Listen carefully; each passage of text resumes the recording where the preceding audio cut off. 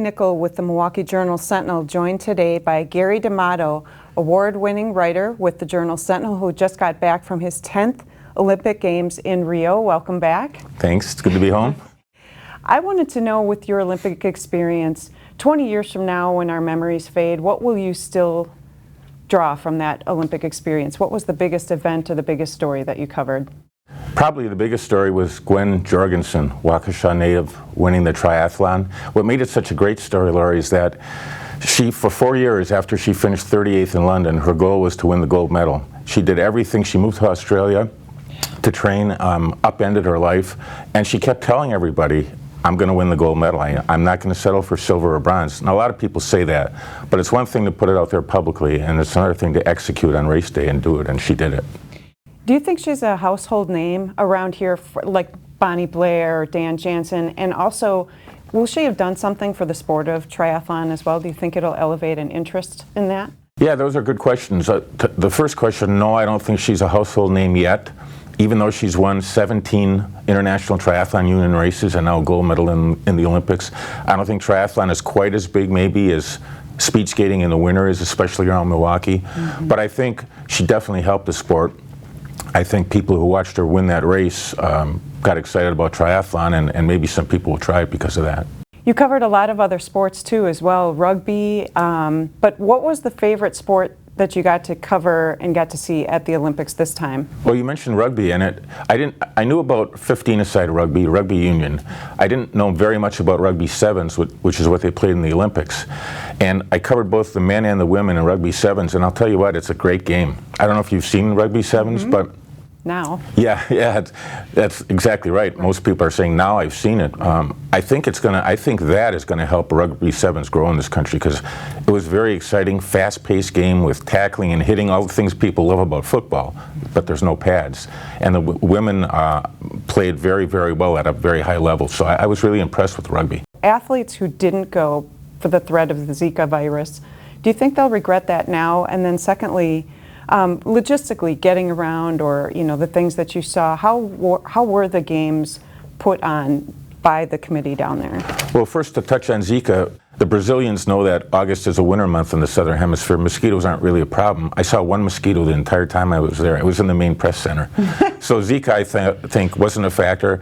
The golfers who missed the Olympics because of the Zika threat, which was their excuse, right, I think they will regret it, because the golfers who came had a fantastic time. And what about the logistics of being in Rio? How was that?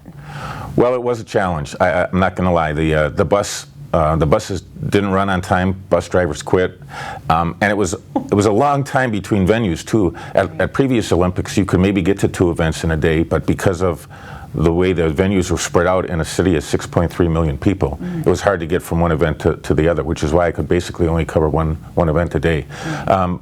Is it the fault of the Brazilian people? I don't think so. I think it's just trying to stage a mass of 11,000 athletes, 15,000 journalists, and trying to put that on over a 20-day period. It's a lot.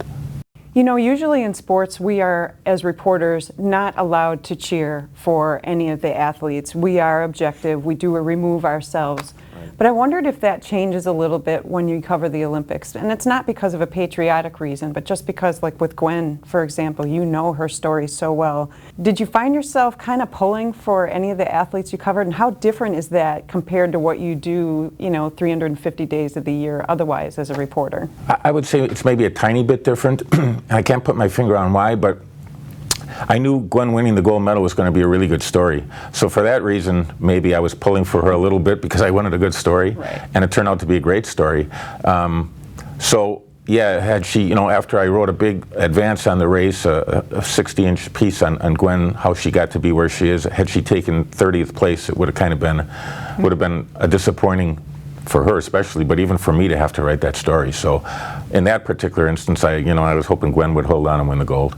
And then finally, since this was your 10th Olympic Games, what have you learned over the decades, really, to covering the Olympic Games? Because you have to almost clone yourself and be in different places, and you can't do that. So you have to pick and choose, or are you working 16-hour days every day? What's it been like for you to cover these games over the years? Well, they are long days, and John Powers, a friend of mine from the Boston Globe, called the Olympics organized chaos, and that describes them perfectly.